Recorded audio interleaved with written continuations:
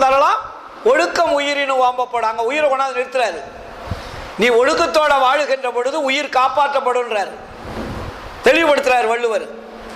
ஒழுக்கத்தின் எய்துவர் மேன்மை, இழுக்கத்தின் எய்துவர் எய்தா பழின்றார்.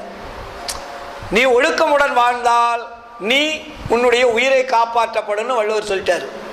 என்ன ஒழுக்கம்னு அவர் சொல்லலை. ஆனால் வள்ளலார் என்ன சொன்னாரு, ஒழுக்கத்தை நாளா பிரிச்சாரு. அதுக்கு ஜீவகாருண்ய ஒழுக்கம்னு பேர் வச்சாரு. அந்த ஜீவகாருண்ய ஒழுக்கம் என்றால் அதற்கு என்ன பேரு? ஜீவன் என்றால் உயிர். உன்னுடைய உயிரை காப்பாற்ற வேண்டுமானால் மற்ற உயிர்களை காப்பாற்றிடார். Very simple.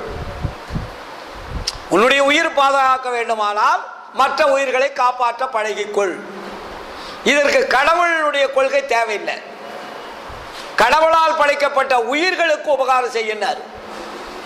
நீ சாமி கும்பிட வேண்டிய அவசியம் இல்லை.